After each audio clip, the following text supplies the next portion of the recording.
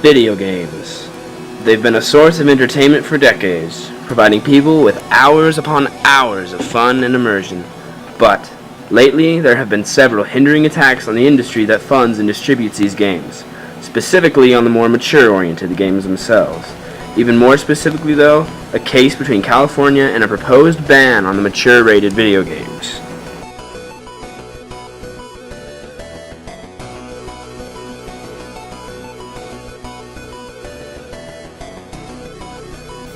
Now, before I get into the court case specifically, I want to talk about how games are rated as of now and how they were back in 1994 when the Entertainment Software Rating Board was established. And if you don't know what that is, think of the ESRB, or this.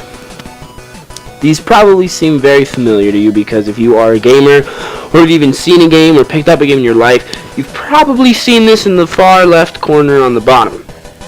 Now, this rating system was designed in mind for the players and parents of people they were going to be buying the game for would be able to see what the game was rated and what was going to be in the game they were purchasing. Now, this rating system was created after a mom walked into an arcade and saw her son playing a very violent video game. And in fact, this video game. This was the exact scene she saw when she came to pick up her son. And after filing a huge complaint to the company, the ESRB was formed along with their notorious M rating. Now, the M rating is for 17 and up, and it has themes such as violence, blood and gore, sexual themes, and language. Now, this might not seem like much of a problem, and it wasn't back then, but lately across America there have been many cases of this. School shootings and random acts of violence all across the nation, and many parents are pointing their fingers towards video games. And lately, in 2011, there was a court case in California, where in California, there was a complaint about video games that they were going to try and ban all M-rated games from being sold unless you could purchase them online, or certain retailers would be able to sell them, but if they were caught selling them to minors, they would be fined $1,000. Now, the point of this case and the bottom line was to make sure things like this would not be getting into the hands of people like this.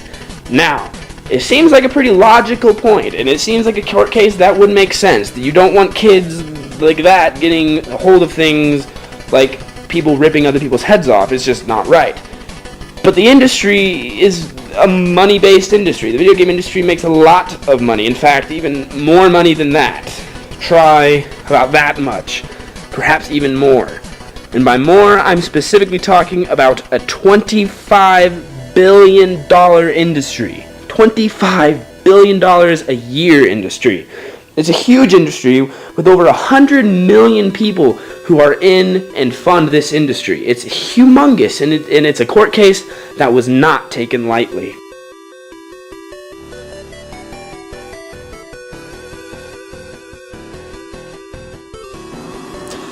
This case was backed by many people, including Ted Price of Insomniac Games, who opposed the ban, and James Stryer of Common Sense Media, who was for the ban. In the end, the 7-2 decision affecting a $25 billion a year industry and more than 1 million gamers immediately ricocheted across the internet.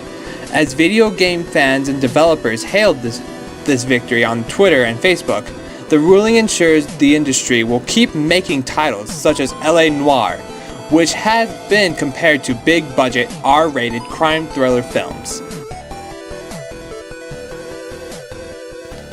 With the court case decided in a 7-2 victory for the video game industry, minors will be able to get their hands on M-rated video games and other mature-rated materials in the video game industry. Because of this, there's many people who are complaining and will actively blame video games for many of the violent occurrences that happen worldwide, including the Sandy Hook Elementary shooting, where M-rated video games throughout Connecticut have a 10% tax increase because of this. In my opinion, this isn't right. I think that the ESRB ratings on video games should be enough for parents to determine and see what their kids should or should not play and make decisions based on that as a family. These games should not be in the hands of minors, but I do not think that the video game industry should be limited on the fact that minors are getting their hands on it because of the ignorance of parents. and their inability to watch and monitor what their children play. Thank you for watching this video. Please give us your insight on question 5. And then tell us what you think about this video. Okay, thank you for watching.